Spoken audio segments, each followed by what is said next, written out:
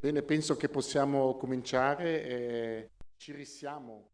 Siamo alla quinta edizione di questa iniziativa Cultura e Salute. Il mio nome è Giovanni Pedrazzini, sono decano della Facoltà di Scienze Biomediche. Ho il piacere di riaccogliervi in questa bellissima sala per questo quinto ciclo. Quando abbiamo cominciato 5 anni fa era quasi una scommessa, proviamo a fare qualcosa, poi sono seguiti 4 corsi sempre condotti dal maestro, dal professore Enzo Grossi e sempre sostenuti dalla Fondazione IPSA per la ricerca e dalla città di Lugano e si sono rivelati un grande successo, soprattutto il grande successo del fatto che c'è sempre stata la volontà di mai fermarsi sul posto, ma di fare un passo in avanti. Quindi il tema di quest'anno è un tema che entra già in contatto con la terapia, un tema di grande attualità, è il social prescribing, quindi medici e prescrizione sociale. Saranno di nuovo delle serate tematiche organizzate molto bene.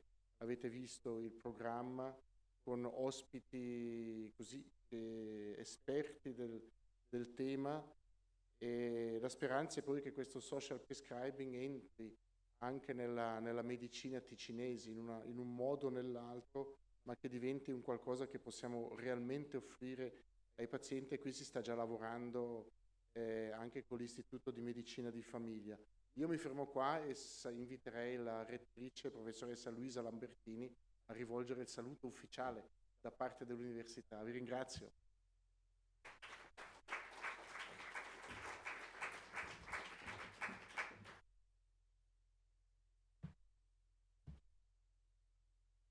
Saluto ufficiale, ufficioso, comunque buonasera a tutti e a tutte. Ed è un grandissimo piacere di darvi il benvenuto a questa quinta edizione di Cultura Salute, che è promossa dalla Facoltà di Scienze Biomediche dell'USI con la IPSA Foundation per la ricerca scientifica e la divisione cultura della città di Lugano.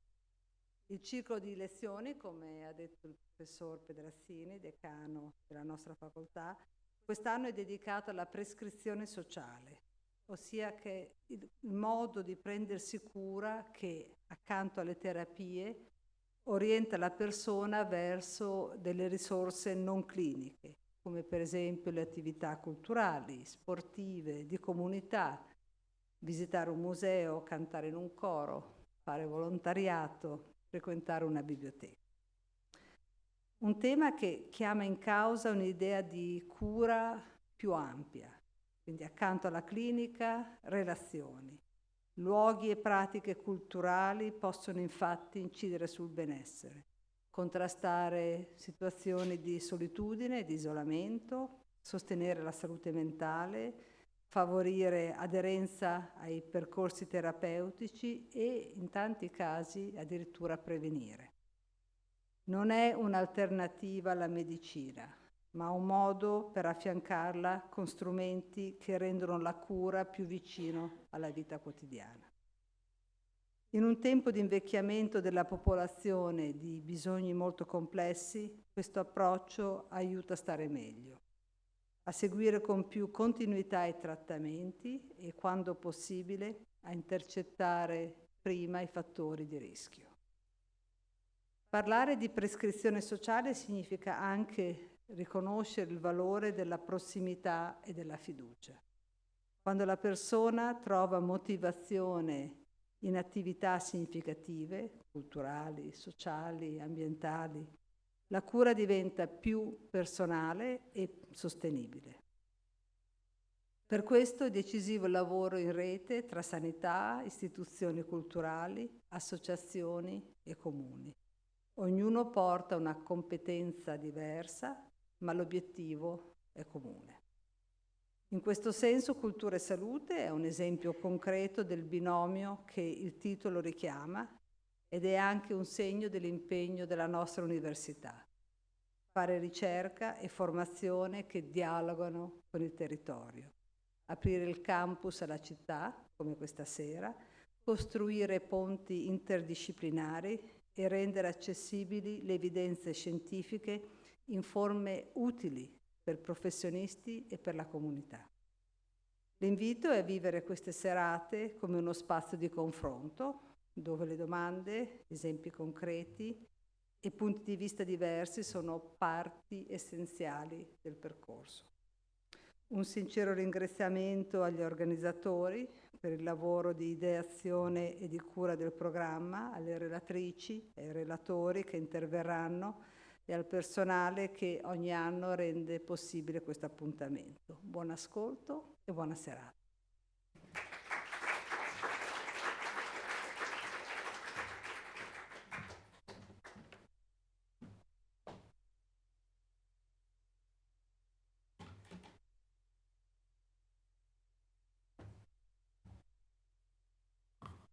Bene, eccoci qua, buonasera a tutti, bentrovati. Grazie per le parole che hanno detto il professor Pedrazzini e la professoressa Lambertini.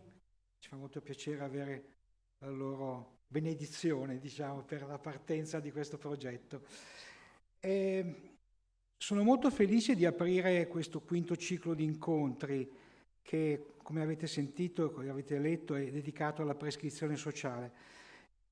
Prima di parlarvi dell'edizione di questo corso, volevo fare una breve carrellata sui momenti significativi delle 4 edizioni precedenti, pensando che magari c'è qualcuno che è venuto solo qualche volta o non è venuto affatto, è la prima volta che vede questa sala, con questo corso. Vediamo se... Ecco, questi sono i volantini dei corsi tenuti negli ultimi anni, 4 anni. Questo è il corso del 21, era un inizio propedeutico dove abbiamo un po' scandagliato vari argomenti come la psicologia positiva, il concetto di benessere, la neuroestetica, i neuroni specchio, abbiamo avuto seminari specifici sul ruolo dell'ambiente naturale e anche dell'architettura. E abbiamo toccato poi nell'ultimo incontro il tema della musica, che poi è stato quello centrale per il corso dell'anno successivo, dedicato completamente alla musica in tutte le varie sfaccettature. L'edizione del 23 è stata dedicata al potere della parola detta e scritta e alle scienze umane mediche. Nel 24 abbiamo parlato di arti visive in tutte le loro declinazioni e abbiamo avuto il piacere in questi anni di ospitare grandi personaggi del mondo della cultura, dell'arte e della scienza. Abbiamo tra l'altro contato più di 3.000 partecipanti che hanno di volta in volta riempito questa sala e quindi abbiamo avuto un riscontro di notevole interesse.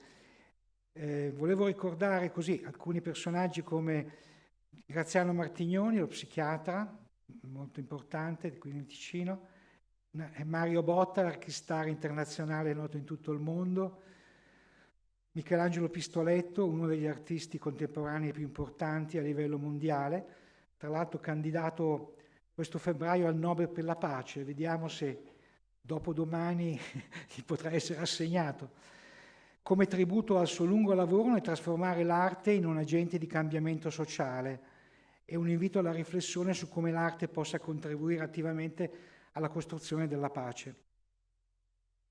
Fabio Pusterla, che è uno dei maggiori poeti contemporanei in lingua italiana, anche lui magnifico ticinese. Markus Poschner, grande compositore e direttore d'orchestra, che ha da poco terminato 10 anni di collaborazione come direttore dell'orchestra della Svizzera italiana. Susanne Hanser, che è presidente dell'International Association per la musica e la medicina. Roberto Malacrida, grandissimo esponente delle Medical Humanities. Qui vedete Rita Sharon, che è la profeta della Narrative Medicine, che proprio ha creato lei come concetto e ne è veramente in numero tutelare. Altrettanto Perry Klass da New York, che ha introdotto il concetto di lettura genitoriale con l'iniziativa Reach Out and Read, che poi è diventata Nati per leggere qui da noi. Lo scienziato che ha scoperto il potere terapeutico della scrittura espressiva, James Payne Baker, da Austin, Texas, che si è rivelato una grande risorsa e sorprendentemente anche dei benefici a livello non solo mentale ma fisico. Qui vedete lo scienziato che ha scoperto il centro della bellezza, Samir Zeki, da Londra, e questa scoperta rivoluzionaria direi che ha aperto veramente una nuova frontiera per la comprensione di spiegare la plausibilità di quello che diciamo dell'arte. E io mi auguro che anche lui possa prima o poi ricevere il premio Nobel per la medicina. In questo incontro avevamo anche dialogato con un grandissimo artista, fotografo e scultore britannico, naturalizzato svizzero, cioè David Tremlett. Non so se chi lo ricorda, è stato molto, molto interessante, molto simpatico. Quindi non ci siamo fatti mancare niente, direi. Quindi ne avete visti solo alcuni, ma ce ne sono molti altri. E questa è l'aula magna, questa dove siete seduti voi adesso, gremita di pubblico come in molte occasioni, e vedete il professor Pedrazzini, che desidero ringraziare per il supporto continuo ed entusiasta a questa iniziativa e anche per le belle parole che ha speso. Ecco, questo, come diceva la professoressa Lambertini, è il tema di quest'anno, Medici e prescrizione sociale, e devo dirvi che ho sposato di buon grado il suggerimento che mi è stato dato da Luigi Di Corato e da Silvia Misiti, a cui vanno i miei ringraziamenti, perché l'idea di focalizzarci su questo argomento mi è sembrata veramente una possibilità unica di mettere in pratica il potenziale, mettere finalmente a terra il potenziale delle evidenze scientifiche di cui abbiamo parlato in questi 4 anni. Qui abbiamo una nuova figura che entra in gioco, che è il medico di famiglia, e entra in gioco come protagonista, consapevole che delle strutture comunitarie dedicate alla prevenzione e alla salute pubblica possono, attraverso la cultura e l'arte, aiutarlo a risolvere molti problemi nella gestione dei propri pazienti. E avete, penso, avuto in mano, avete preso questo programma, questi 7 incontri, e devo dire che la musa ispiratrice del programma è stata una persona che poi presenterò nel dettaglio, che è Julia Hotz, che ha avuto un ruolo fondamentale anche nell'identificare i relatori che vedete qui elencati, che si alterneranno nelle prossime serate. E ringrazio moltissimo per il suo supporto, preziosissimo. E tra l'altro questo corso sarà qualcosa di propedeutico ad uno studio che intende testare la fattibilità e l'accettabilità della prescrizione sociale e anche l'efficacia presso la popolazione residente nel comune di Lugano, qui in Lugano, e di questo si parlerà l'ultimo incontro, quindi vi invito a non perdervi l'ultima puntata. Ecco, quindi terminato questa breve carrellata storica, ma penso che sia gradevole anche rendersi conto di cose sono state fatte, dette e personaggi che si sono alternati. Quindi io inizio un'introduzione a quella che sarà la lettura principale di Julia Hotz, che darà una panoramica della prescrizione sociale, parlando dell'altro terzo della salute. Ho pensato di utilizzare questo titolo per dare un po' il razionale di quello che poi sarà spiegato sulla prescrizione sociale. La ragione è semplice, perché lo stato di salute ha 3 gambe. Abbiamo quella salute fisica, abbiamo la salute mentale, ma la salute sociale è altrettanto importante. Il tavolino non sta in piedi solo con 2 gambe, ce ne vogliono 3. E non c'è salute senza salute sociale.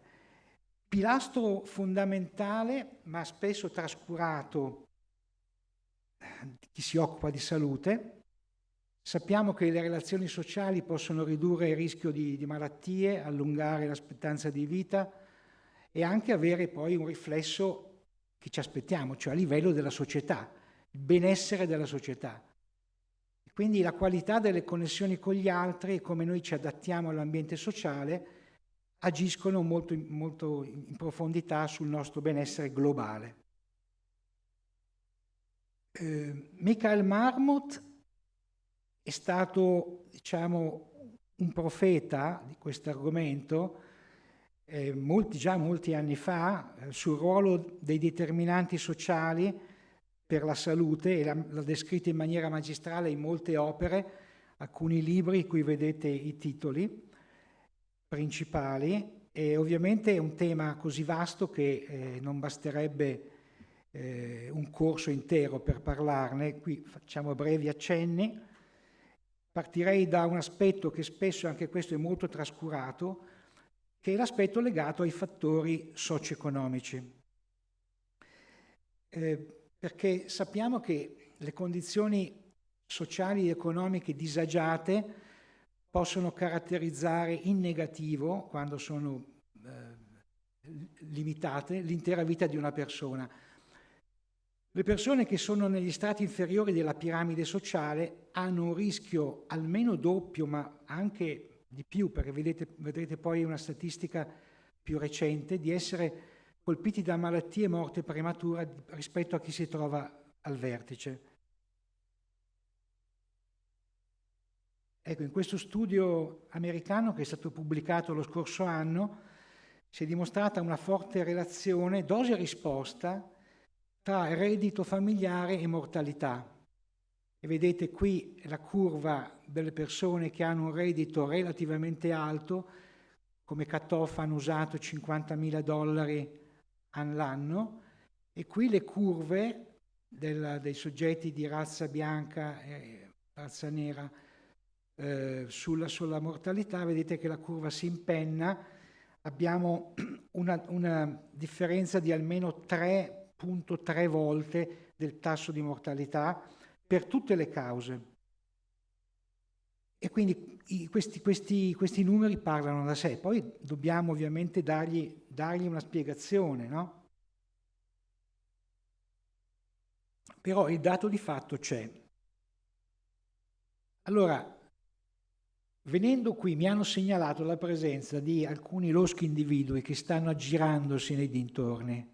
Quindi se voi vedete una di queste persone potete segnalarlo alla polizia municipale. Ecco, queste persone spesso operano da sole, ma più spesso in compagnia. E quando compiono dei delitti si trasformano e assumono delle sembianze di veri e propri serial killers. Spero che non vi intimoriate, non vi spaventate troppo, ma è una metafora perché voglio parlarvi dello stress, della depressione e della solitudine, che sono i serial killer della nostra società. Iniziamo con lo stress, che è il primo killer che minaccia un po' tutti, ed è soprattutto lo stress cronico ad essere pericoloso, e in particolare quello lavoro correlato. Ne abbiamo parlato più volte in questo corso, e i meccanismi nocivi sono essenzialmente legati ad un effetto neurobiologico per cui c'è una produzione eccessiva di un ormone che si chiama cortisolo, che è in grado di danneggiare in vario modo il nostro stato di salute. È una vera e propria epidemia. Il 22 luglio c'è la giornata mondiale dello stress, qui addirittura si diceva ne soffrono 9 italiani su 10, cioè ne soffrono in maniera sfumata, poi i casi più gravi sono fortunatamente minori. E in questo libro che vedete col professor Compare abbiamo cercato di strutturare, di riassumere tutte le conseguenze dello stress in termini di patologie che spesso vengono confuse con patologie organiche, ma sono reali, sono i cosiddetti disturbi da somatizzazione, che sono causati o facilitati dallo stress. Le cause sono diverse, sono, come dicevo, pressioni lavorative, ma anche pressioni familiari, pressioni sociali, ad esempio una esagerata competizione a livello di curriculum, di educazione in alcuni paesi. I bambini sono sotto stress perché c'è una pressione terribile, il fatto che devono essere per forza i primi della classe, in Giappone soprattutto.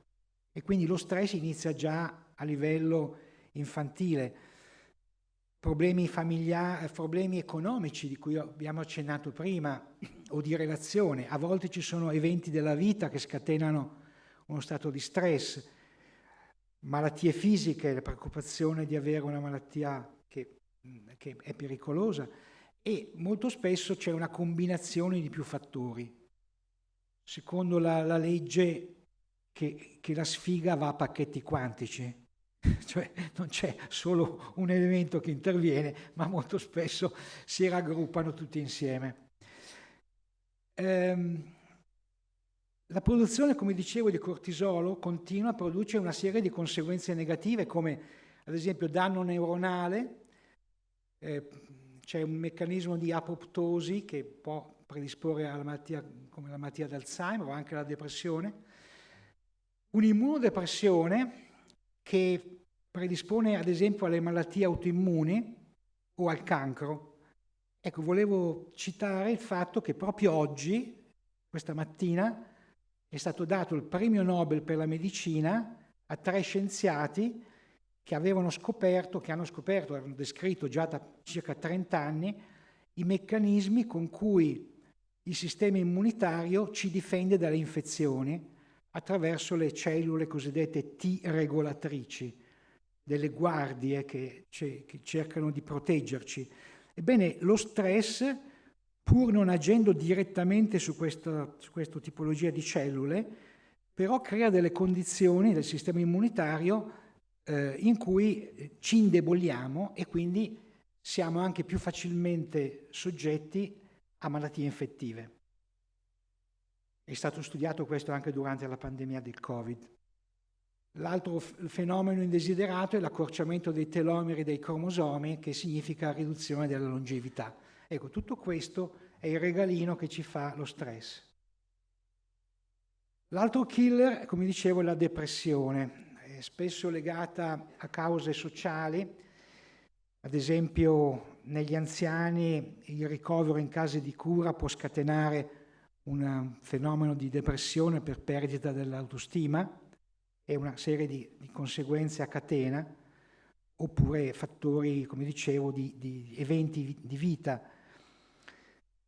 La prevalenza della malattia è elevata, si parla circa del 6% nella popolazione generale e del 12% in pazienti con malattie croniche. C'è un fenomeno tipo iceberg, cioè la punta visibile, e poi sotto la grande maggioranza di casi che non sono riconosciuti immediatamente, anche perché molto spesso c'è un fenomeno di cosiddetta depressione mascherata, in cui sono dei sintomi somatici a presentarsi e mandano fuori strada chi incontra questi pazienti, non pensa alla possibilità che sia semplicemente una depressione, ma cerca di curare questi sintomi. Peraltro l'impatto della depressione sulla salute è più devastante di alcune patologie fisiche ben note come la cardiopatia ischemica cronica, le artropatie croniche degenerative, la broncopneumopatia ostruttiva, quella che ha ucciso il nostro Papa Bergoglio, per intenderci, il diabete mellito e anche la multimorbosità associata alla depressione peggiora gli esiti di queste patologie rispetto a non essere associata. Quindi anche questa è un'emergenza sociale, una vera e propria priorità di intervento per la salute pubblica. Il terzo killer è la solitudine. Ora, questo della solitudine è un tema esplosivo, tema che sta emergendo a vari livelli, addirittura anche a livello adolescenziale. Si parla sempre di più di disconnessione sociale. Pensate che una persona su 6 ne è colpita a livello globale e ci sono circa 1 milione di decessi all'anno imputabili alla solitudine. E molti governi si stanno preoccupando. Tanto è vero che, voi sapete, nel Regno Unito hanno creato un ministero per la solitudine, un ministero della solitudine.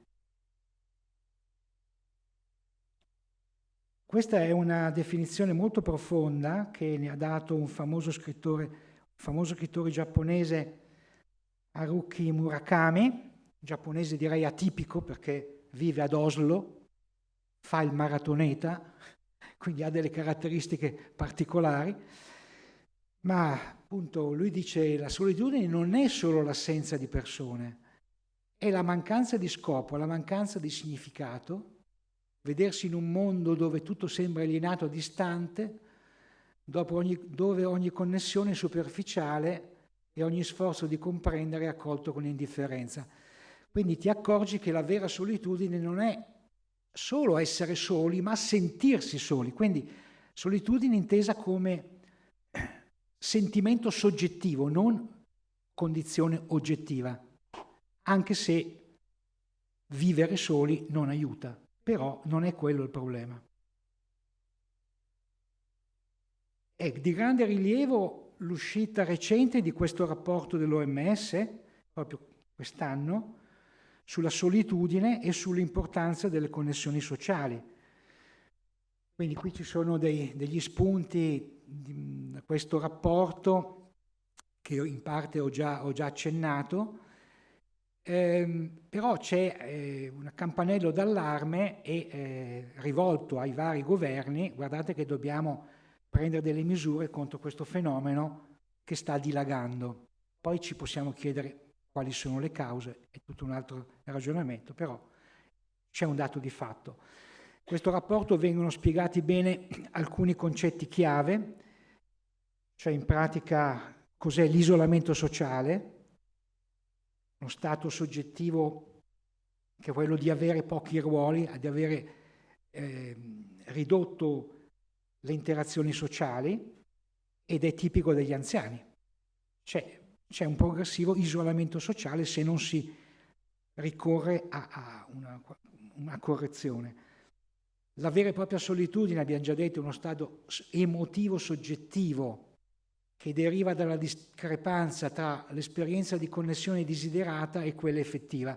E anche qui, dicevo, gli adolescenti ne soffrono, circa il 20% degli adolescenti, perché i social media peggiorano la situazione, perché creano una falsa impressione di non essere soli, in realtà accentuano questa sensazione.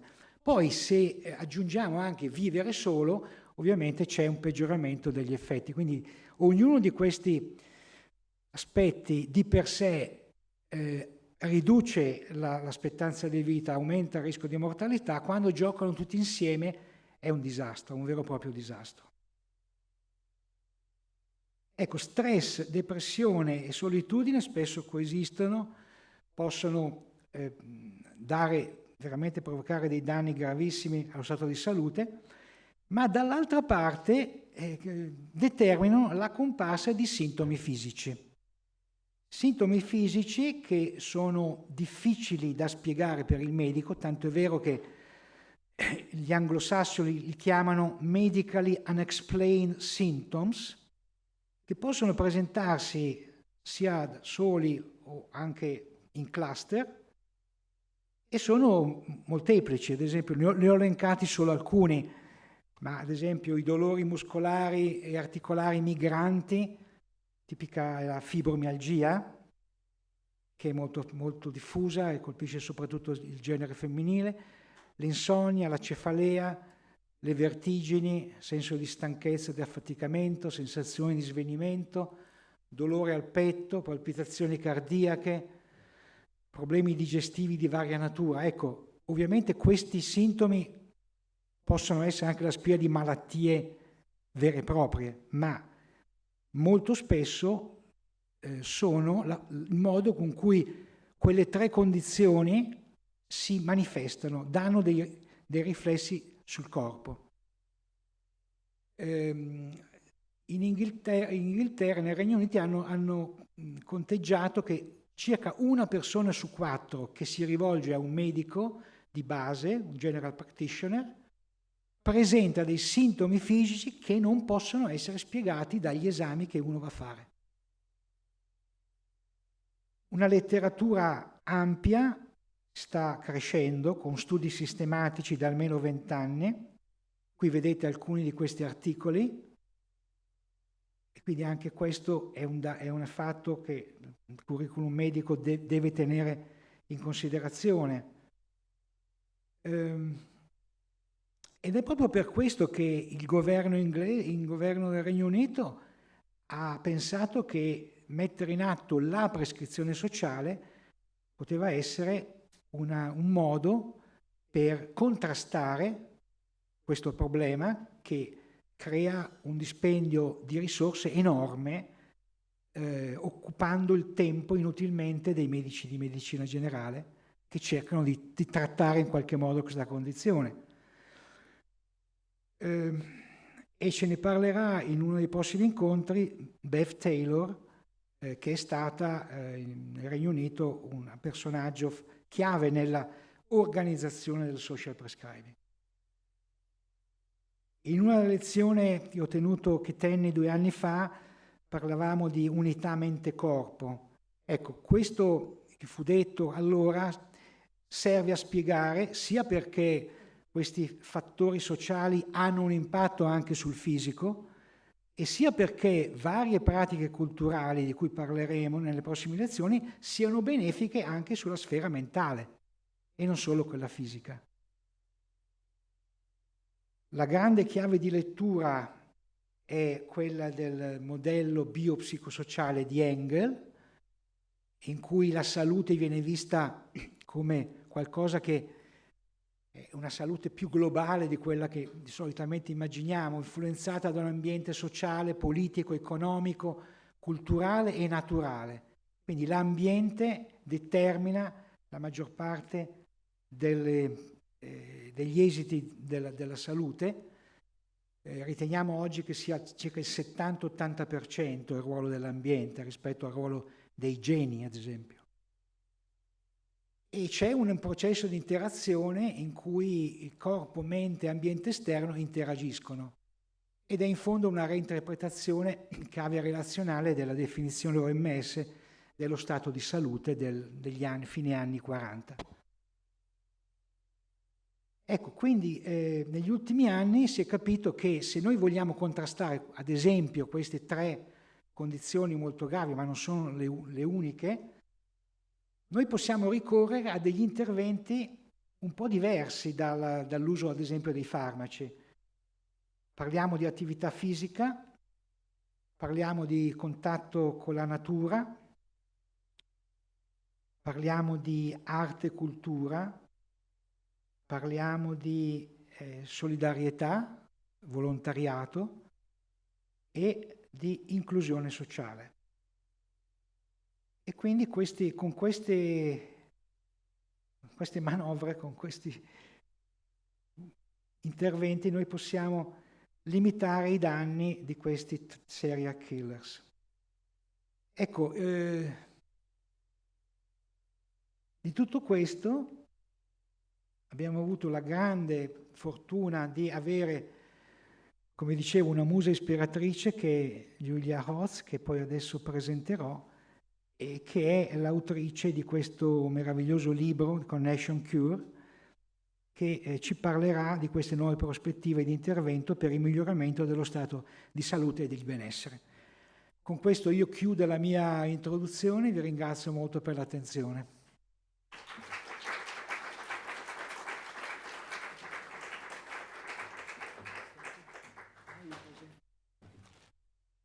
Voglio presentare Julia Hotz.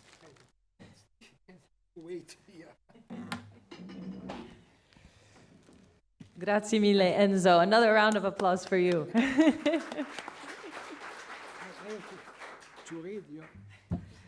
Allora, Julia Hotz è una giornalista affiliata a un network particolare che si chiama Solution Journalism Network, che è orientato alla ricerca di soluzioni in grado di migliorare i problemi delle persone basandosi su prove scientifiche, quindi un approccio molto, molto rigoroso su basi scientifiche. Quindi è l'autrice pluripremiata di questo libro The Connection Cure ed è il primo libro che racconta la scienza della prescrizione sociale in maniera compiuta e le storie legate ad essa e la sua diffusione. Julia Hotz fornisce consulenza a organizzazioni sanitarie come Walk with a Doc e Social Prescribing USA. Ha preso parte a TED Conference, a molteplici TED Conference, è stata intervistata in oltre 100 podcast e talk show, ha insegnato in scuole di medicina a professionisti del settore medico e ha tenuto dei keynote speech introduttivi, fornendo anche consulenza a responsabili politici e molto altro ancora. Quindi sarebbe, nonostante la relativa giovane età, anzi giovanissima età, ha un curriculum veramente encomiabile. E i suoi articoli e reportage sono stati pubblicati su Boston Globe, BBC, The Guardian, The Wall Street Journal, Scientific American, Wired, Time, The New York Times, Fast Company e molti altri.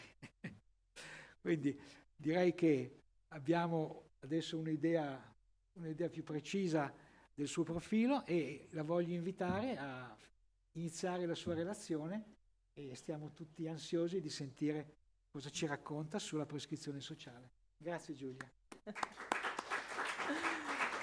Grazie mille. Thank you so much, Enzo. Let me just... Yes. Hi, everyone. Sorry for my English, first of all.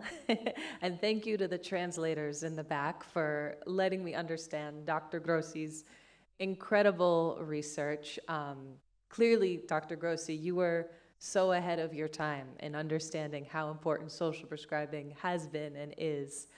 And clearly to me, Lugano is the perfect place for this course and for this concept to take hold. I had the pleasure of being here a year ago for the Lugano Happiness Forum, where I got to meet Silvia, Luigi, Jacopo, Dr. Grossi for the first time. And you know, everything from stepping outside and smelling the fresh air, seeing the beautiful lake, the flowers, the art all around the city, the free buses. This is all just such an incredible environment for social prescribing to take place. But I think my favorite thing has been the warmth of the people. And I think it's very telling here. You kiss 3 times to say hello, just 3 more times than we do in the States. And I think that tells you a lot about the warmth and hospitality of the people here. So thank you so much. So speaking of the States, I'm here tonight to provide a bit of a global overview on social prescribing. And I want us to start with imagining that there were a pill that could do all of the following things. A pill that could improve our mood and our attention without side effects. A pill that could boost our immune and metabolic function. A pill that could reduce chronic inflammation, which was called recently the root cause of most of the global burden of disease. a pill that could decrease our reliance on other medications, and a pill that could actually reduce pressure on healthcare as well by lowering the rates of hospitalizations, by lowering the amount of times you have to go to your family doctor. I'm here to tell you, oh, and it extends our lifespan. I'm here to tell you this pill does exist. I've brought some from the States that I'll invite us to pass around the room. I know you're all a bit spread out, but hopefully this will invite you to say hi to your neighbor as well.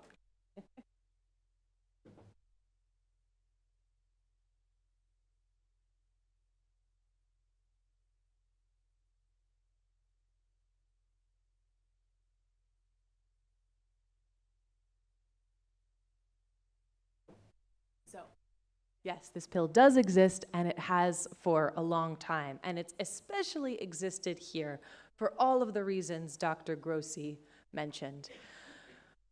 So we evolved to connect with not only one another, but also our environments. And if you look back to the earliest historical records, and you think about all the factors that we needed to be able to survive, we had to do these 5 things. We had to move our bodies to be able to hunt for food and build our shelter. We had to be able to pay attention to nature, to understand when the sun comes down and what kind of prey we could look for. Very early records show that art and culture are not just mainstays of modern society, but ancient civilization. Cave paintings and storytelling circles, all of this goes back thousands and thousands of years. And of course, as you can see from this picture, we evolved to serve one another. We weren't equipped to be able to survive by ourselves. And in this way, too, we evolved to belong. So yes, there were 5 ways in which we did this kind of connection to one another and to our environments. And it's no surprise then that there are also records of some of the earliest philosophers being able, turning to these 5 sorts of medicine in their practice as well. You have records of Hippocrates of ancient Greece saying that walking is the best medicine and talking about the importance of harmony with your environment. You have Asclepiades in Rome talking about how medicine should be pleasurable and that it's not just comes down to, the chemicals, but also how we exist in our environments, that health was holistic. And finally, you have Paracelsus, who, also talked about the way that nature is healing and is seen as an early inspiration for the incredible baths you have here. I haven't had a chance to try it myself, but I'm told that he was inspirational for that.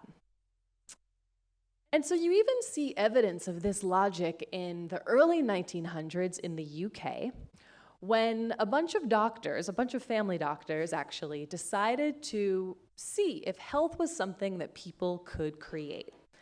And so they created something called the Peckham experiment, which was basically a college campus converted into a health center for families. You had families coming to use the swimming pool. You had families coming to eat meals together with other families. You had families coming to garden and, go to dances at the weekend. Unfortunately, World War II effectively shut this down. But at the time, you have records of doctors saying that what they were seeing at the Peckham experiment was proof that health is different from the practice of medicine. It's not just the absence of disease, right? It's the creation of factors that make us healthy. Around this same time in 1938, there also began this really instrumental study at Harvard University. It was at the time the longest longitudinal study in which researchers followed the same group of people for over 80 years and tried to understand what makes them healthy. And what they found after 80 years of results was that close relationships, more than money, more than fame, more than IQ, more than income, more than job, this was the thing that accounted for people's health in the end. And we heard a lot of this, of course, from Dr. Grossi as well about the importance of the social determinants of health. You'll get to hear in this course from Dr. Julia Hotz, who's become such an expert in interpreting these results and understanding what that really means. But take it from me that this is not just hearsay. This is not just in our heads, as Dr. Grossi said. The health benefits of connecting through physical activity, through nature, through art, through service, and to one another have been seen in so many physiological dimensions as well. You have, for example, evidence that people who engage with exercise and nature have lower inflammation biomarkers. And this, as we mentioned, is associated with all kinds of chronic diseases. You have evidence that time in nature and time spent engaging with art also results in reductions in cortisol, which, as Dr. Grossi explained, is linked with stress. In other words, suggesting that nature and art have a powerful stress-reducing effect. We see this as well in the way that time in nature can increase the body's production of natural killer cells. Actually, the doctor behind this really groundbreaking results will be here in this course, Dr. Ching Li from Japan, who's an expert on forest bathing. You have evidence as well that time in nature, time with art, time moving our bodies, time serving others increases our production of serotonin and endorphins. It increases activity in a part of the brain called the subgenual prefrontal cortex. Decreases activity, which has been associated with rumination. And finally, there's even some really interesting longitudinal data showing that when we spend time gardening in particular, we see an increase in the size of the hippocampus, the part of the brain associated with memory and cognitive functioning, and endothelial growth factors as well. I know I'm talking to a lot of scientists in the room, and this is really summarizing a lot of different data, which unfortunately the other experts will go into, but just take my word for it. This stuff is really good for you. Oops. Go back. And as Dr. Grossi mentioned, more than our genes, more than kind of the clinical care we receive, it's estimated that anywhere from 70 to 90% of these social factors influence our health. And so you would think then that social prescribing, which I'll get to the definition for in a second, is a no-brainer. Especially when you consider the way that most of us have had our need to move our bodies, our need to spend time in nature, our tendency to engage with arts and culture, our tendency to serve other people, and our tendency to engage in social activities replaced by technology, replaced by the conveniences of modern life. And so it should be no wonder then that we see things like 50% of US adults fail to meet physical activity guidelines, report frequently experiencing stress, anxiety, depression, loneliness, or another mental condition. And that in turn, this shows up in the chronic disease data. The fact that 60% of Americans have one chronic disease, 40% have at least 3. 70% take at least one prescription drug, 24% take 4. 54% report unmet health needs because, as my book goes into, the way you get mental health care in the United States is quite complicated. And so many people just choose or don't have the choice, but don't receive that care. And we also have data suggesting that loneliness, particularly in older adults, increases the odds of emergency room visits. I'll tell you a quick anecdote that really broke my heart and showed this to me. When I was in the UK, I'd met someone who worked in a hospital. And he told me that every Friday night, without fail, this same older man would come in, would check himself into the emergency room. A lot of medically unexplained symptoms this man had, but sure enough, week after week, this man would come. Finally, one of the doctors said, "It's interesting, this man only comes in on Friday nights. Let's ask him." When they asked him, this man said, "Oh, of course, I come here on Friday nights because I can't bear to be alone at the weekend, and this is my only source of connection." So that's obviously an extreme anecdote, but over large populations, we see this is true. In lots of different countries, loneliness increases emergency room visits. We see very similar patterns in Europe as well. Up to 1 in 3 older adults in Europe may be socially isolated. Up to 1 in 5 or even 1 in 4 patients in England see their family doctor for social reasons. And in turn, this puts pressure on the healthcare workers.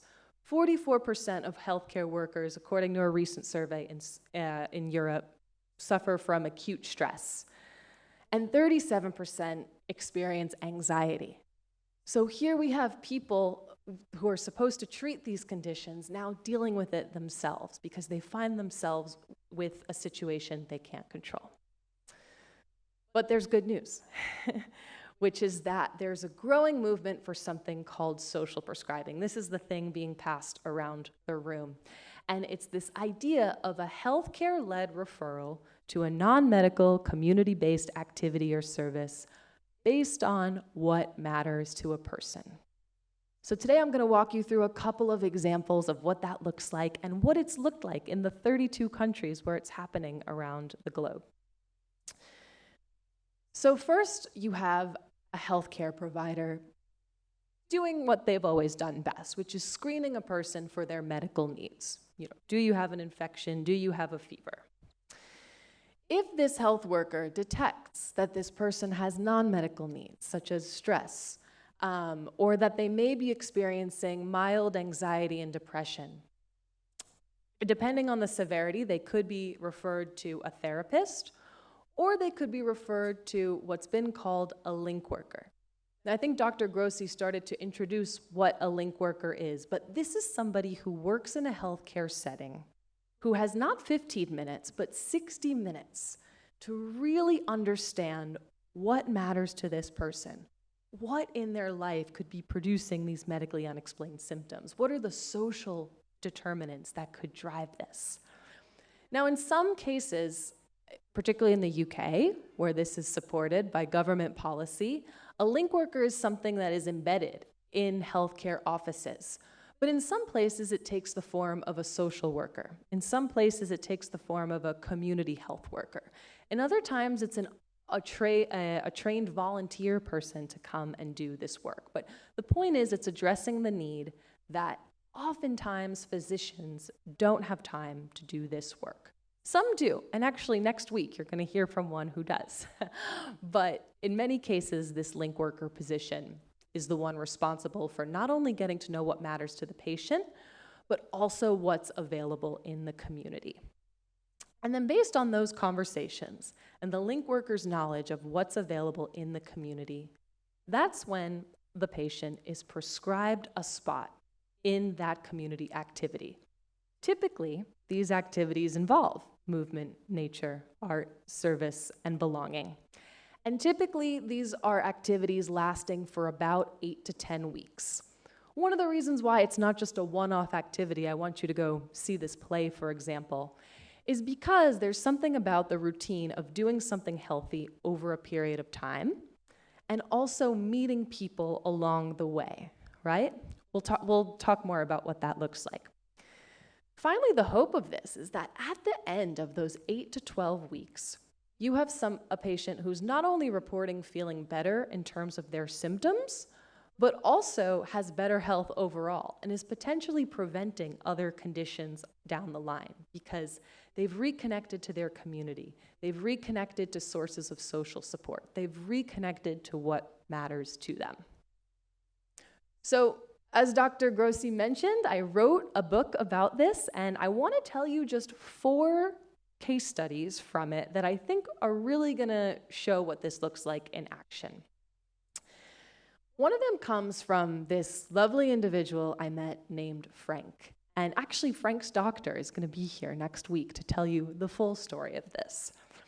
Now, when Frank would go around, Frank's in his 60s, he's in England, and whenever he would go to the doctors would tell him off for being overweight and for his type 2 diabetes. It's important to note Frank was also a truck driver, and it's statistically much more common in truck driver and driver occupations that you have things like obesity and type 2 diabetes because of all the time you're spending sitting. But when he'd go to the doctor, he was basically told off for not exercising more, not eating healthier, and he was told he was going to be on insulin for the rest of his life. And sure enough, Frank hated that. Frank didn't want to go to the doctor anymore. And it led to this really internalizing thing where he not only had this sort of biomedical thing wrong with him, but he began to withdraw and feel lonely and felt really bored with this life of just, driving trucks and taking medication. Now, Frank happened to move to a new place where he met an incredible doctor named Dr. Ollie Hart, who you'll meet. And through this conversation with Dr. Ollie Hart, the doctor learns that Frank used to love cycling as a kid. Now, he didn't go into that conversation saying, Frank, you need to exercise more. He said, Frank, tell me about what you love to do. And this is how it came out that he loved cycling. And because Ollie is somebody who had a team that supported him to integrate social prescribing, he knew just what he could prescribe Frank. And that was a course in cycling for adults aged 50 plus like him, who were just learning to ride their bike again. It was called Pedal Ready. And sorry about this, this missing information here, but I'll spoil it, that Frank ended up losing 100 pounds. I was trying to do the kilos conversion, because I know you don't do pounds here. He lost a lot of weight. He came off his insulin. He made friends. And he now volunteers with this cycling organization, helping to get other people involved. There it is. So that's a picture of Frank, and that's a picture with the people he met in his course, and they call themselves the Chain Gang. And they've actually created a WhatsApp group to keep in touch after the course so that they are holding themselves accountable to keep cycling. And what's more than that, they do non-cycling things together too. They have tea at the weekends. They host each other for dinners and whatnot. 4 years later, they're still meeting every week to ride their bike. And 4 years later, Frank is still healthy. So that's a story about physical health, but you might be wondering, well, what about mental health? And that's where the story of Kuhn comes into play. Kuhn is somebody who I would say is like a personification of depression, as Dr. Grossi described it. She had this terrible childhood trauma. She was diagnosed with clinical depression, and she was enrolled in therapy, which really helped her. But after a while, she started to have trouble in the workplace. She started experiencing stress as well. And it got to be so bad that she was put on psychological leave. Kuhn, in her own words, said to me, I thought that I was broken. It felt like everything I tried to do, I just couldn't get better. And it stemmed really from some terrible things that happened to her in her childhood. But what was also true about Kuhn, what mattered to her, is that she was a creative person. She always turned to writing. She always loved art. She always loved reading. And so through her psychological leave, she actually got prescribed this creative arts workshop, 10-week workshop where every week they're doing some different creative activity, watercolor painting, gardening, sketching, novel writing, performing. Now Kuhn regularly creates art, and she's working on a novel. She found another job, and more importantly, it led to this perspective shift where she says, I thought I was so broken, but I realized there's more out there I can do. And when Kuhn, she wanted her face to be anonymous, but she sent me a zip drive of all of her art, and she had like hundreds of different paintings and collages she'd made over the years. And she says now this is something she does regularly to help her cope with stress. So another story we have comes from Denmark, a bit closer than Australia. And it's of a man named Jonas, who was in his 30s and also had a pretty tough childhood, experienced a lot of bullying.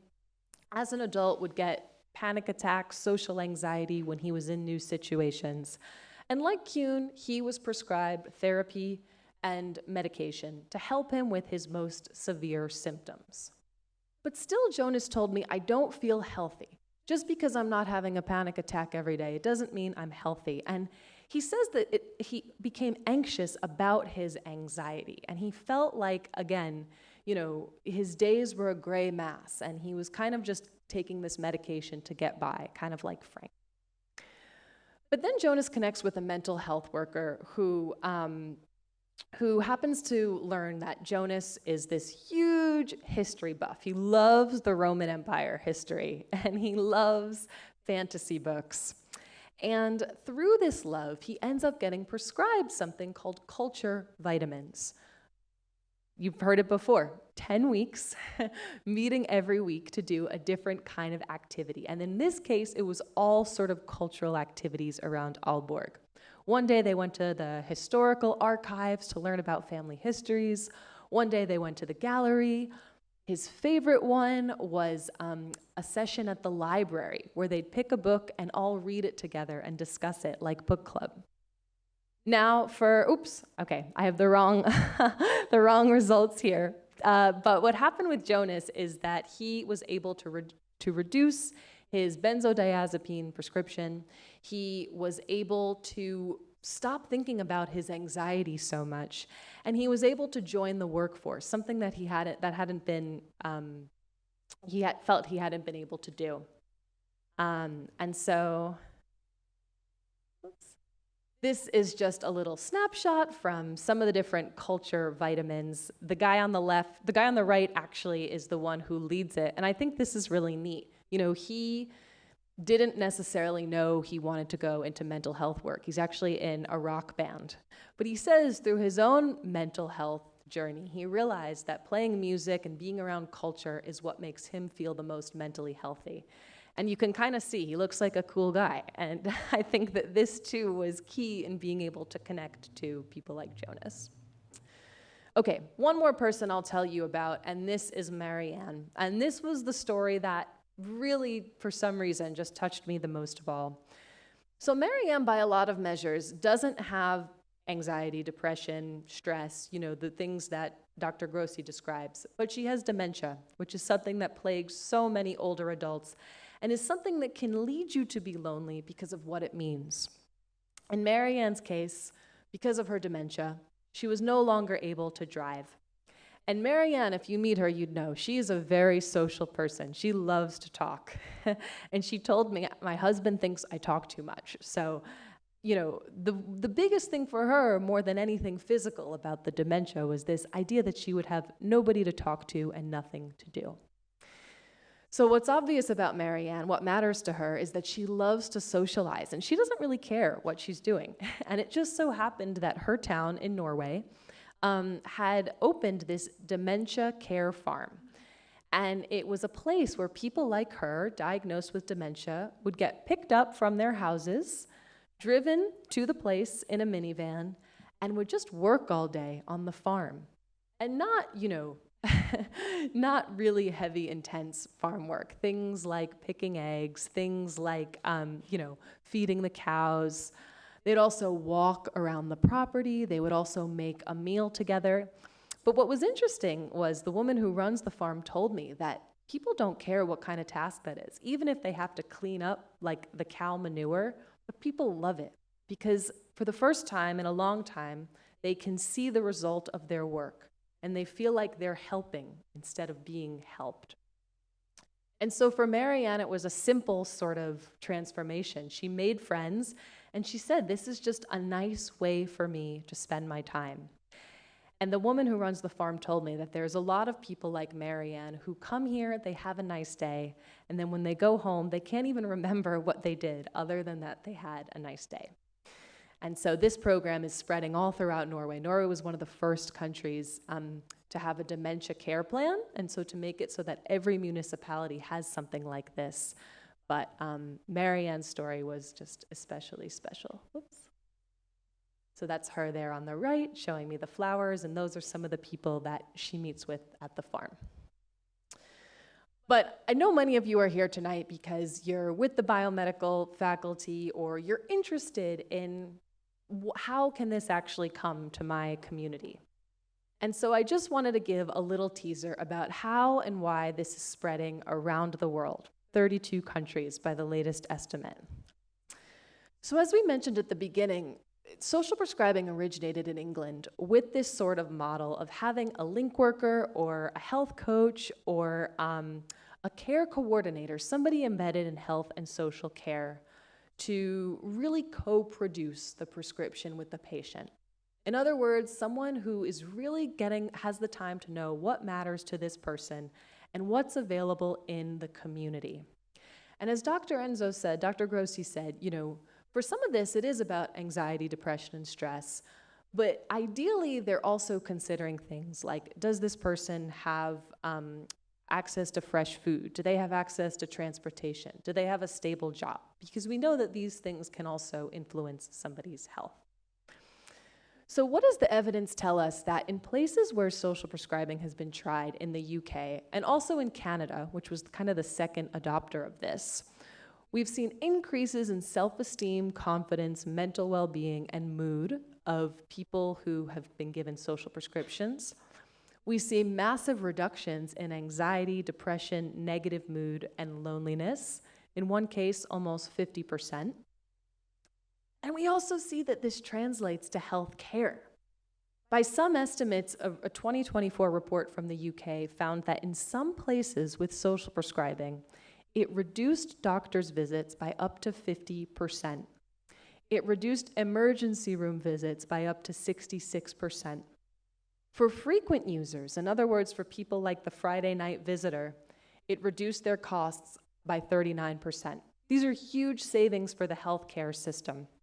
78 pounds per person over 5 months, 497 pounds per frequent attender per year. So again, we're seeing this theme that particularly for people who are very reliant on the healthcare system, social prescribing can help. Similar results in the UK, a 42% reduction in repeat doctor's visits, and by some estimates, $4.43 returned for every $1 invested. Now, you can read the report to better understand how they came up with that number, but essentially they do this calculation where if somebody is healthier at the end of this, it's preventing ambulance calls, it's preventing hospitalizations, it's preventing potentially criminal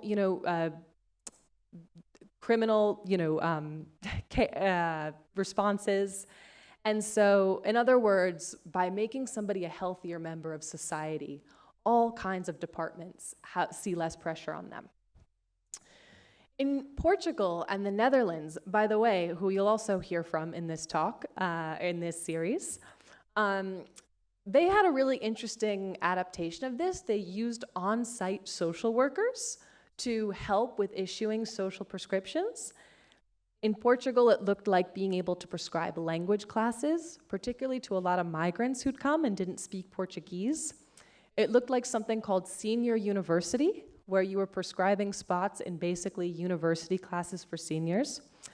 And in the Netherlands, they found that once they tried to work with social workers, it actually didn't really work. And so they did have to create a new role of well-being coaches. And that this is somebody who operates like the link worker, somebody who's specially hired to know what's available in the community. How do we focus the conversation on what matters to a person? There's a snapshot there of a really cool social prescription in the Netherlands of photography courses of people with anxiety and stress. And it's particularly effective for young people because they're, generally pretty interested in photography. And what we've seen in the Netherlands is that this has improved people's social contacts, it's improved their sense of empowerment, and that it's reduced their loneliness. Because I think a great point you made, Dr. Grossi, was that loneliness isn't just about the absence of other people. It's also about an absence of meaning and control over your life. In Portugal, we're still seeing the results come in, but there was a strong sense of belief among older adults that social prescribing would improve their health, improve their healthcare, improve their community. I also had the pleasure of going to Singapore, where, again, you'll hear from some experts from Singapore in this series, where their social prescribing looks like a mixture of integrating social activities in the hospital and also bringing people who are discharged from the hospital directly into community activities. So for example, on the left, you have a picture of two quote-unquote best friends who met in the hospital by doing some of the social activities together, which includes playing board games, going to performances. And on the right, you have an example of one of the active aging centers in Singapore being a place where people who are discharged from the hospital can go. And they learn things like chair yoga. They have some gardening sessions. They have all kinds of activities involving movement, nature, art, service, and belonging. Very small pilot in South Korea tried to similarly target older adults with depression. And because South Korea, unlike Singapore, didn't have a massive budget to do this, they really relied on what they could in their local library.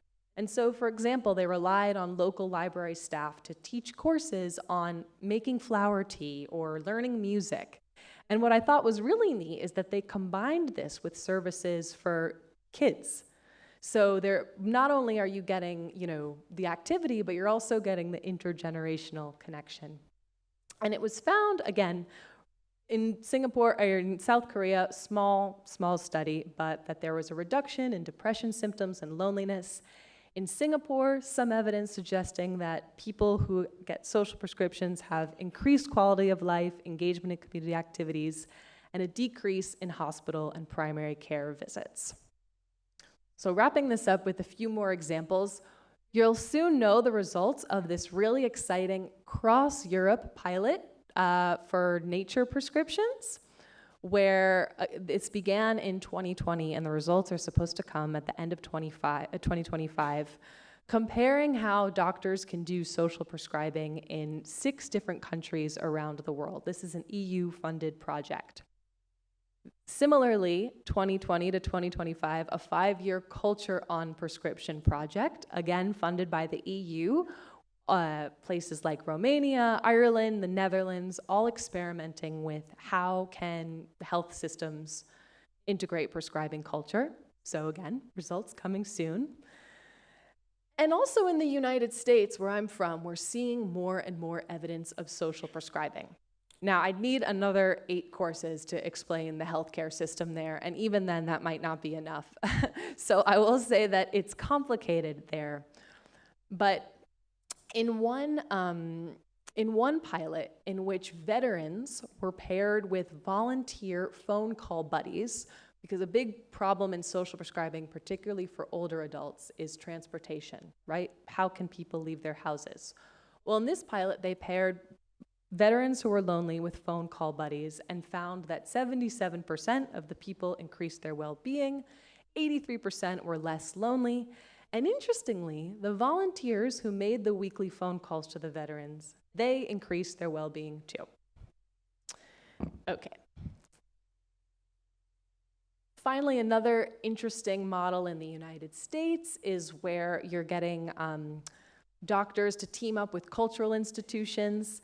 Here again, we're seeing promising results of people who are given art prescriptions love it.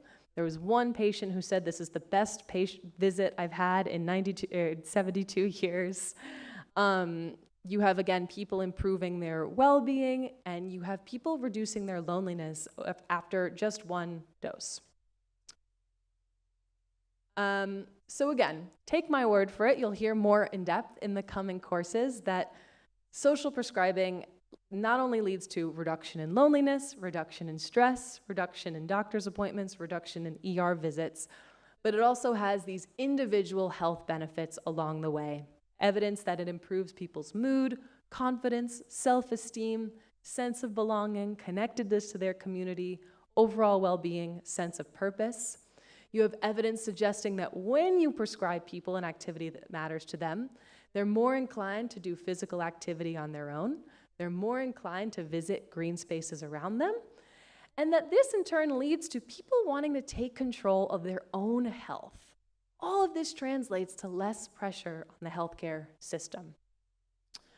So I think it's important to remember, and very luckily you'll have Dr. Luca Gabodi and Dr. Grossi and others, and Sylvia and Luigi to come talk about the incredible work that's happening here. But I think it's important to recognize the pattern that all of these different global examples have. which is that you really have to start with what matters to the community. It's not just about what matters to the patient. When you're designing a social prescribing pilot, you have to understand what in the local community do people value. Is it the museums? Is it the lake? Is it the theater? Is it the library services?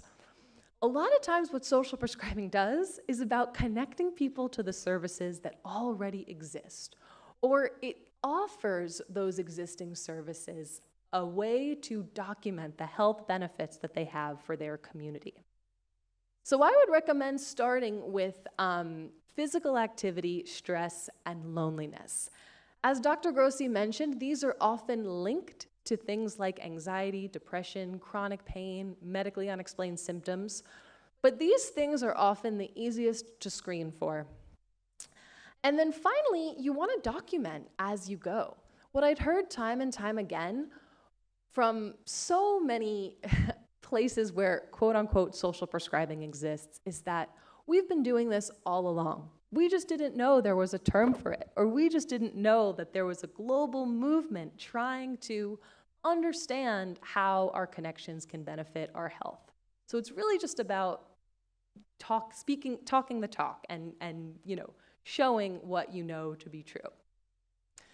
But finally, I think in addition to everything healthcare can do, it also starts with a cultural shift. And it also starts with you as people in this room, not just people in the medical profession, prescribing yourselves these things and asking yourselves questions like, what inspires wonder in you? What's something that captures your attention? What's something that sparks your joy? And if we have time, usually I like to go around and ask for answers. You can find me after and tell me. But I think the more precise we can get about this question of what matters to you, the more you'll recognize that there actually are a lot of sources of health in your own life. As we saw with Frank in the cycling course, what really started his health journey was the question, what's something you loved to do as a kid? For Kuhn, who transformed through the creativity workshop, or Jonas, who loved the culture vitamins, it was what makes you light up when you talk about it. And this is an easy one because it feels accessible. If you had 2 more hours in your week and you can't say sleeping, what would you spend it doing? So on my website for this book, socialprescribing.co, which I'll put up at the end, you can get inspiration for a lot of different activities that might exist in your community. Right now, a lot of the specific ones I have are based in the States, but I'm really, really excited to understand more about everything Lugano has to offer. And you can also better understand some of the science and testimonies about how movement, nature, art, service, and belonging can help with specific things. For example, nature has been known to really help with our attention. Art has been known to really help with our anxiety and sense of control. Physical activity has been known to really help with our mood and energy levels. So, with that, I will turn it back to Dr. Grossi and say thank you so much for having me and for being part of this movement. Thank you.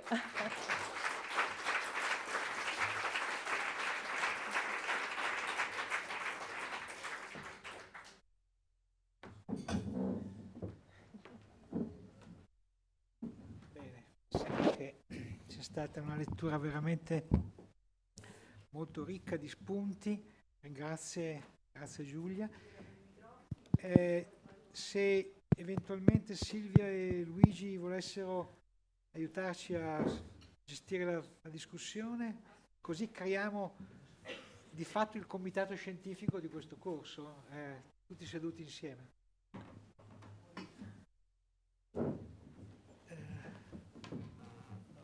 Eva e Jacopo hanno i microfoni, quindi basta che alzate la mano. Già una mano alzata,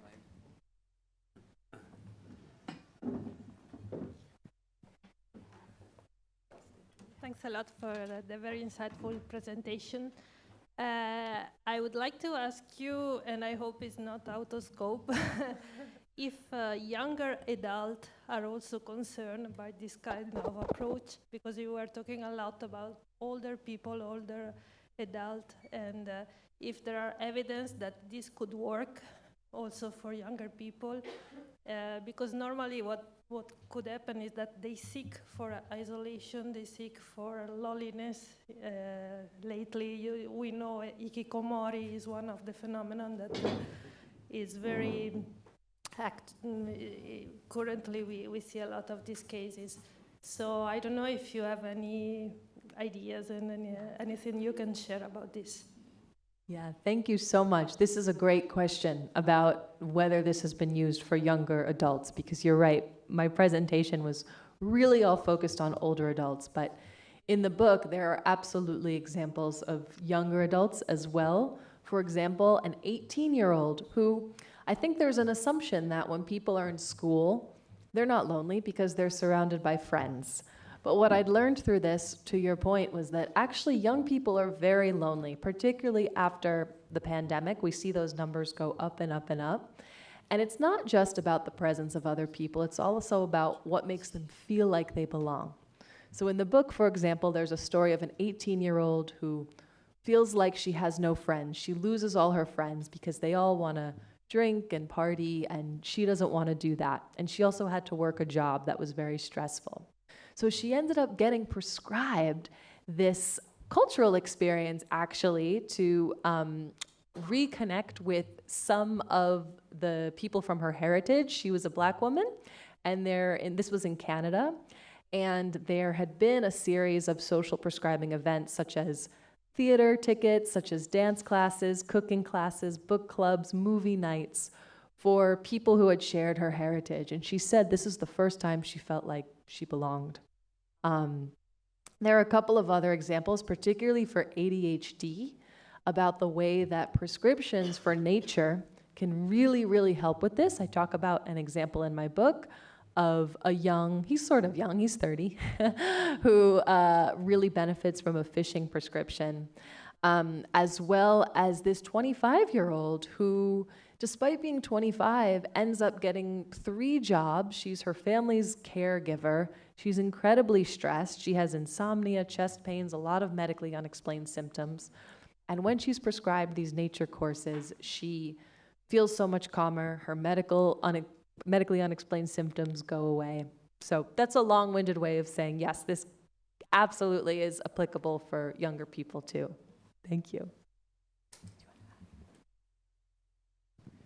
Buongiorno, posso esprimermi in italiano?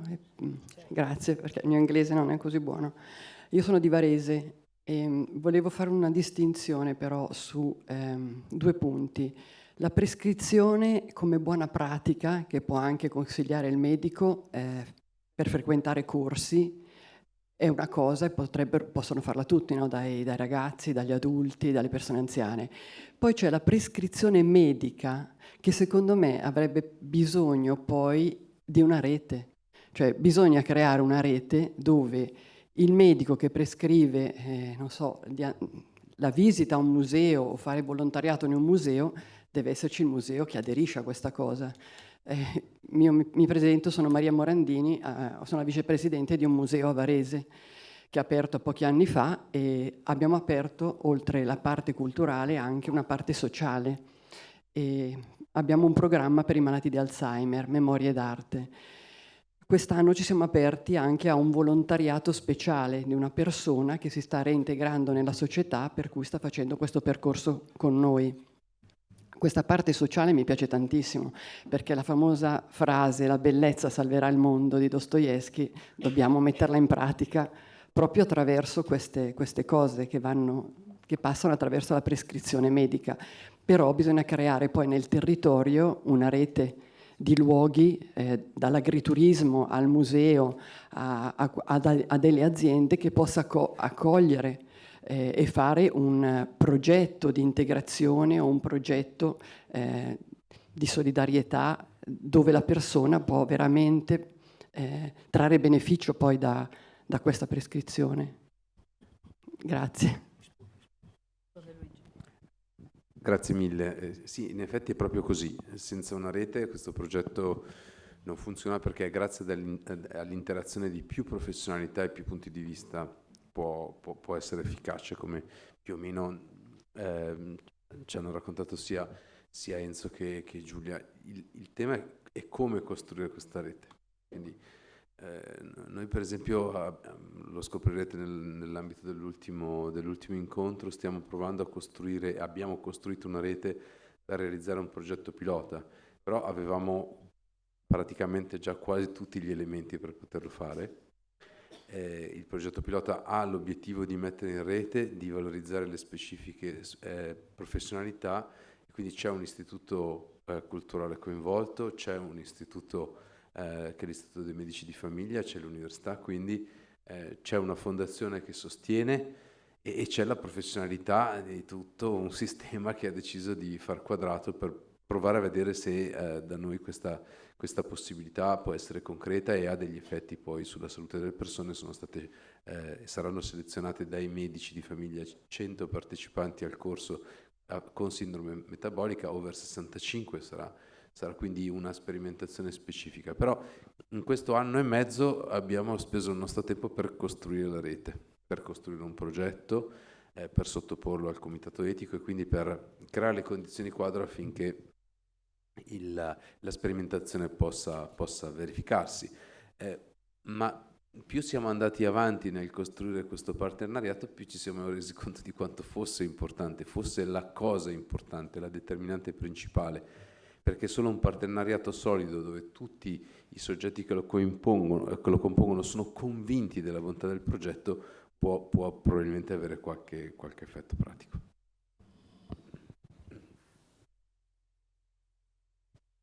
See, my English is a little bit rusty, so I'll try.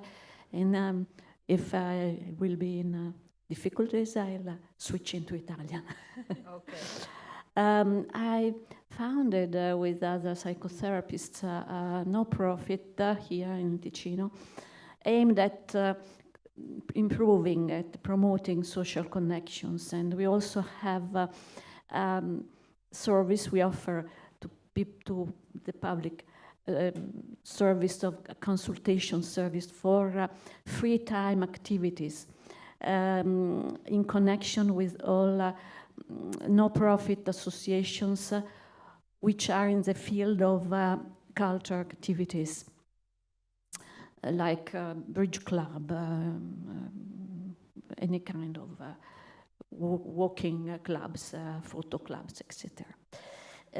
It's not psychological consultation, even if we are psychologists, but it is just a consultation based on the desires, passions, etc. of the person who are looking for, people who are looking for social connections while they are engaged in cultural activities.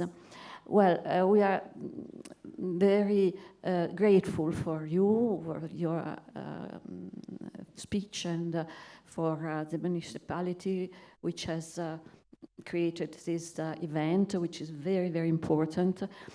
It's very, very important that this data, which come from medical and psychological sciences, are shared with public.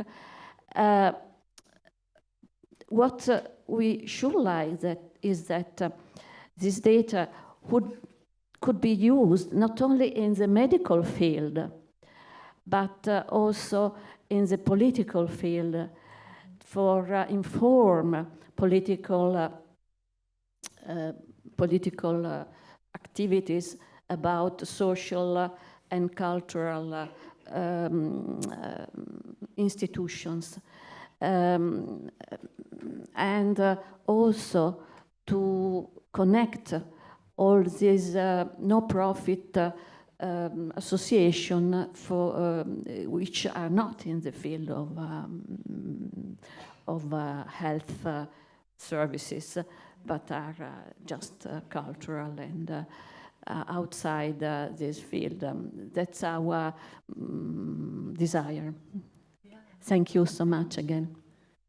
Thank you so much. Thank you for sharing that. It's great to know that these programs exist. And, you know, I think that's sort of one knock-on benefit of social prescribing is that you have these nonprofits, these culture programs that exist for so long, and they do create health. They do reduce people's stress. They do make them feel less lonely. They do improve their mood. Social prescribing is saying, let's document that in healthcare to show how valuable these institutions are. And then maybe, if possible, let's take that extra step of referring people with mild health conditions, stress, loneliness, to these kinds of activities and see over time how and if their health improves. So it's very exciting that you've shared about some programs that are happening here, and I'm sure there are many more, and it's why, again, I'm so grateful for Lugano's partnership in creating a pilot here.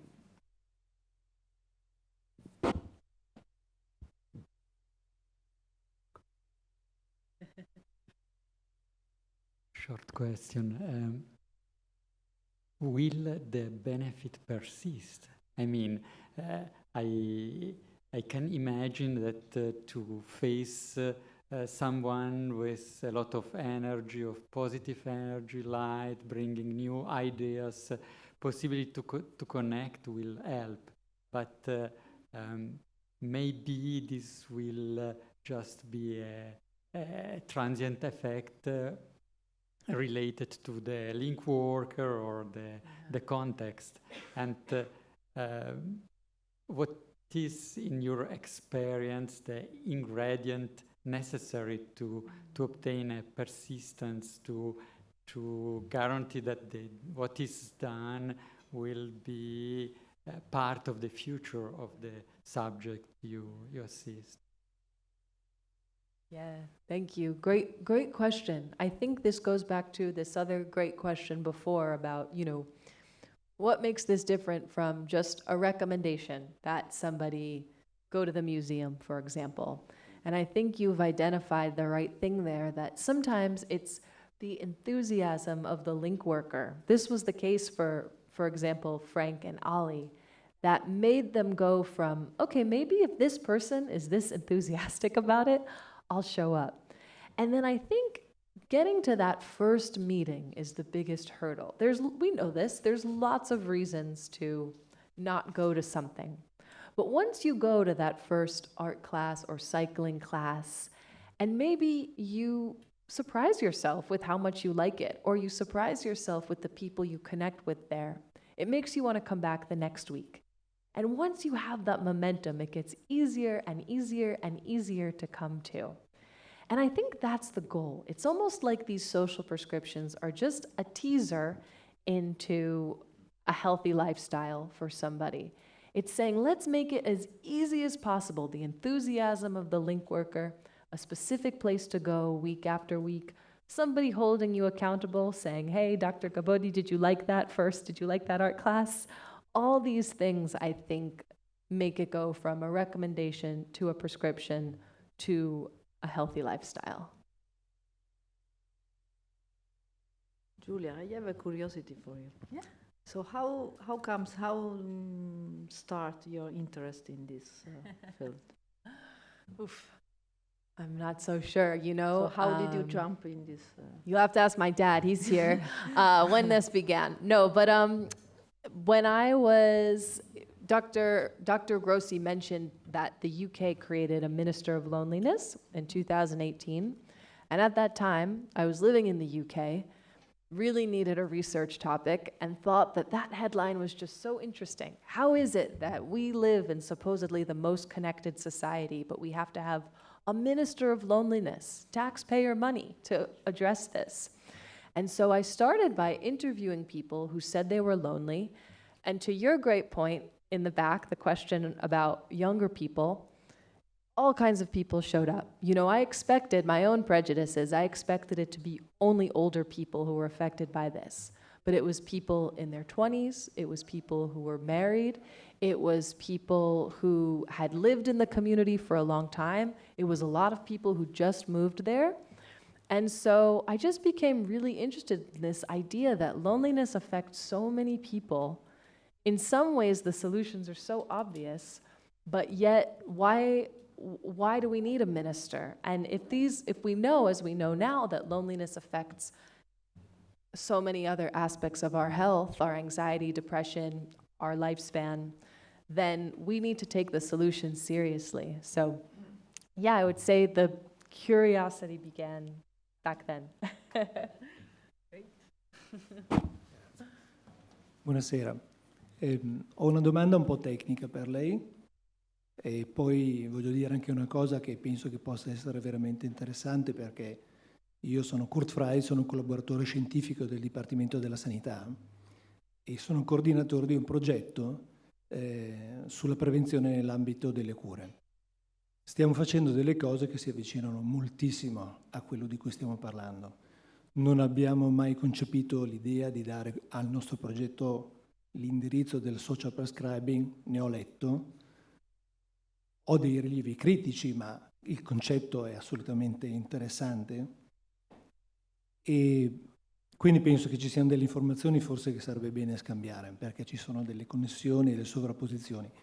In sostanza, lo dico e poi passo alla domanda, si stanno facendo delle cose, si stanno facendo delle sperimentazioni, in particolare nel Mendrisiotto, con i medici, con i servizi domiciliari, dove sono integrate delle figure che si sovrappongono e che accompagnano anche i medici e i servizi per aiutare le persone a superare la solitudine. Stiamo parlando in parte di target soprattutto anziano, però il concetto è perfettamente allargabile.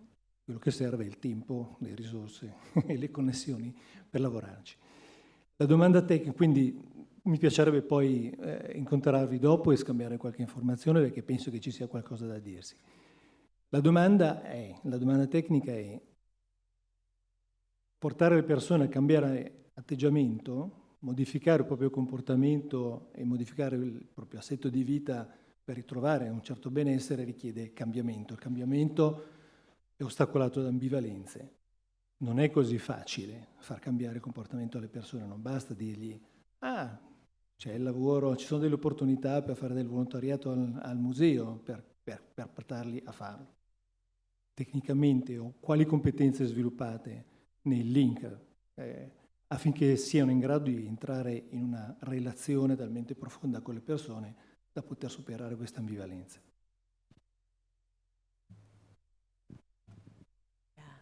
Thank you so much. I would love to exchange information after because, like you said, I think that social prescribing and preventative medicine, preventative care, go hand in hand. So much of this is about not only how does it help with relieving current symptoms, but also what is it preventing down the line? I think there's so much possibility. I think to your question, and Dr. Grossi, feel free to add to this as well about, what does it take to really make somebody change? We know this is hard. Lifestyle medicine, preventative medicine, integrative medicine, these disciplines have been around for a very long time. And people know that they should exercise more, that they should be less stressed, that they should stop scrolling on their phone and go meet people in real life. People know this. The difference, I think, about what makes it somebody actually go do it is you have to tailor it to what matters to them. So think about Frank, for example. All his life he was told you need to exercise more. But when the conversation came about not exercising, but doing something he loved to do as a kid, riding his bike, which also happened to be exercise, that's what changed it for him. What also changed it for him, to Dr. Gabuti's great question, was the enthusiasm of the link worker, the enthusiasm of the doctor. He even said in many cases, the doctors or the link workers will offer to go with them to the first session, right? Because it's that first session that's the hardest. And I think then also, once you've gotten through the door, change is hard, as you point out, but it's that first step that's the hardest. Once you have that positive momentum, once you have a routine, it becomes easier and easier and easier. And I think this is where the accountability of the group, the accountability of the health professional, this comes into play as well. But yeah, thank you. Se posso integrare una piccolissima cosa, nella Academy of Link Workers, quindi c'è un istituto, come probabilmente avrà avuto modo di vedere nel Regno Unito, che è un'accademia che forma i link worker. C'è una sorta di bando, cioè di albo, insomma, dei link worker professionisti. Però la cosa che mi ha sempre molto colpito è, ovviamente noi abbiamo approfondito l'ambito dei link workers nell'ambito della cultura, e che c'era una doppia professionalità, quindi una professionalità di chi conosceva in maniera piuttosto approfondita i temi legati alla cultura, conosceva in modo molto approfondito il territorio nel quale si trovava ad operare, che è il secondo ingrediente assoluto, e il terzo un'esperienza nell'ambito sociale.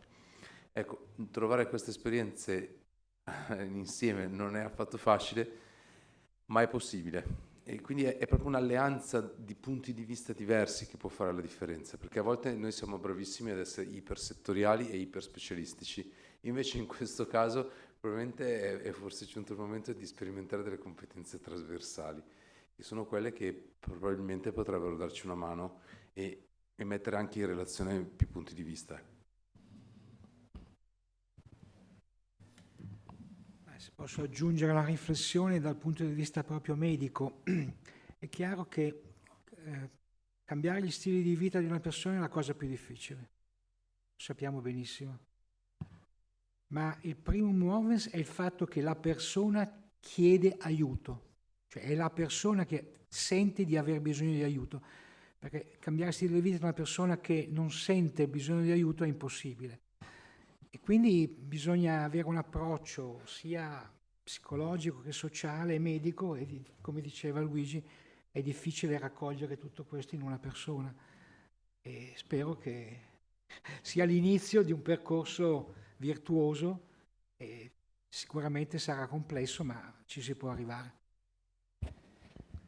Io direi che forse abbiamo raggiunto meno che non ci sia il termine della sessione, che era previsto per le 19:45, ci chiudono poi la sala. Abbiamo una slide con la prossima lezione. Il prossimo incontro, come potete vedere, si parlerà di attività fisica e lo faremo in compagnia di un'esperta che viene da Singapore, la professoressa Mandy Zhang, che è specialista in medicina di famiglia e medicina dello sport, e dirige un centro in Singapore proprio per lo sport e la medicina con l'esercizio. Avremo poi come testimonia questo Holly Hart, che ha già citato Julia Hotz, che è un particolare medico di medicina generale che è in grado di esercitare una funzione di coach, cioè di attrarre delle persone che hanno questa predisposizione a poter usare l'esercizio fisico e motivarle per fargli fare un percorso di miglioramento della propria situazione fisica e psicologica. Quindi sarà molto interessante sentire queste due diverse prospettive, una più scientifica, con tutta la letteratura enorme dei benefici dell'esercizio fisico. Ci sono circa 30.000 studi randomizzati, è forse l'area più densa di evidenze di tutta la medicina, ma viene spesso un po' trascurata, e poi come mettere in pratica nel mondo reale. Ovviamente nel Regno Unito hanno un background che facilita tutto questo e sono un po' l'esempio che noi dovremmo seguire forzatamente. Attenzione al calendario, perché è 20 ottobre. L'aula non era disponibile, quindi non vi sbagliate. Arrivederci. Resistete per 2 settimane. Buona serata a tutti. Grazie mille.